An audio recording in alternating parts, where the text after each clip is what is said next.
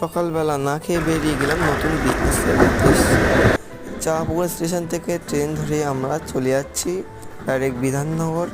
বিধাননগর থেকে আমরা অটো ধরে যাব হাতিবাগান।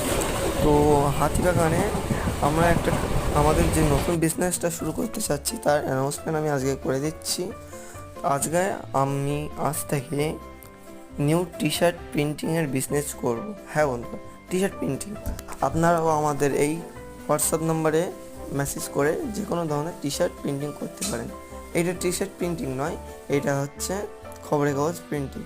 আর এইটা আমার টি শার্ট প্রিন্টিংয়ের ফার্স্ট অর্ডার। আমি এখানে 4খানা টি শার্ট প্রিন্টিং করতে এসেছি।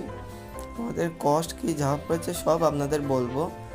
এখানে এসেই যে লোকটা, সে লোকটা খুবই ভালো, আমাকে দিয়ে বললো তুমি করো, পরবর্তীকালে যখন তুমি মেশিন কিনবে তখন তোমার সুবিধা হবে।